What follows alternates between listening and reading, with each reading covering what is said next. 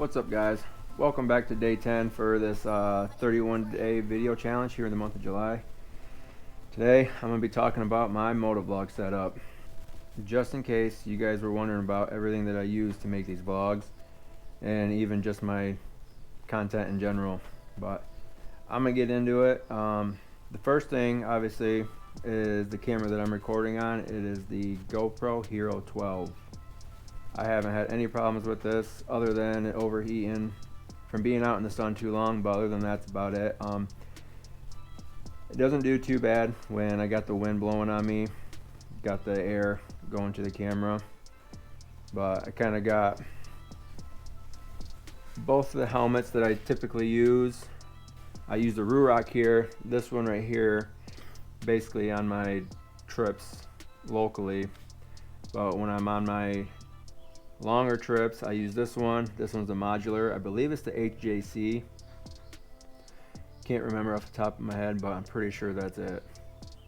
For my mic setup, I am running the DJI. I believe this is the first generation. They've come out with a few more since I got this. I'm actually looking to buy another one because in the past videos I've noticed that there's a lot of popping and static sound coming from the mic, and my receiver, the port for the audio jack, is really loose, so I'm looking to buy a new one, so hopefully that will fix all my audio stuff.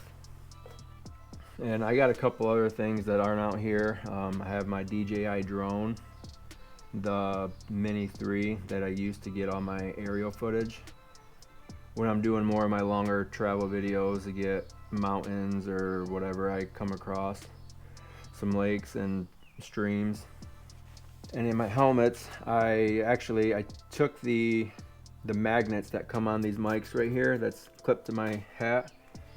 I don't know how well you're going to be able to see them, but I clear epoxied them so they're always stationary inside the helmet. So I'll try and show you guys. I don't think I'm gonna be able to show you guys that just because it's kind of a weird angle. I might be able to show it on this one, but it's right here. Still probably pretty dark. I mean, I could probably take this ND filter off and it'll brighten things up a little bit.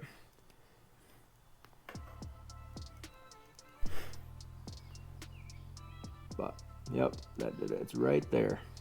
But yeah, I just clip that back in there, magnet, and then I usually run these dead cats. Sometimes they're a pain in the butt when I'm out filming. The fibers tend to get caught in my mouth, so I'm trying to modify it a little bit to have better quality audio. So I might have to tuck it in my cheek pad. But I'm still testing everything out. I use different kind of mounts. I use the gooseneck sometimes for when I'm getting the B-roll, so I can hold the camera and then point it to the side of me, down at the road, get all the lines going by, or if I'm reaching out and get a glimpse back at me. Moving on to my 360 camera, I mentioned this in a earlier video. This is the 1X2. I've had this one for probably about 5 years. I bought it when I bought my first motorcycle just because I seen these on TikTok and all the stuff that you can do with these, and these are incredible. Eventually I will upgrade to the X5. They've released a few different variations of that, and the X5 is, like, I believe top of the line right now. Also the X5, it records in better quality. I mean, this one does its job. The only crappy thing about this is I don't know how well you'll be able to see it, but I have a small scratch on the lens. You guys might not notice it, but I do in my videos. Like, you can kind of see it.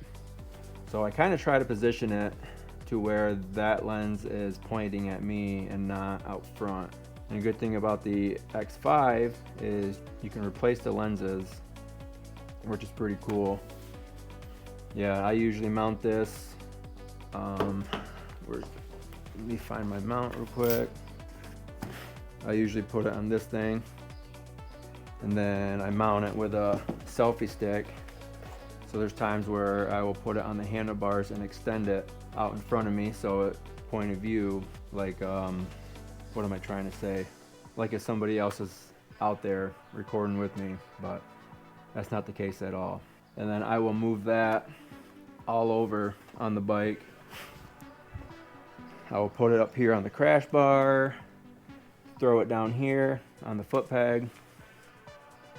And those ones, they're just a lot more versatile. If you guys haven't seen any of the footage of the 360s, but they're all out there now. I mean, that seems to be like everybody's go-to.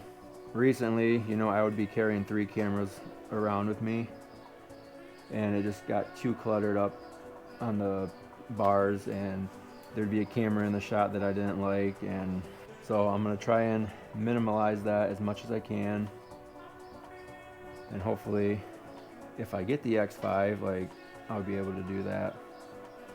Just because that one's so versatile, you can get so many different angles, especially in post-edit. So that's my setup. Let me know down in the comments what you guys run.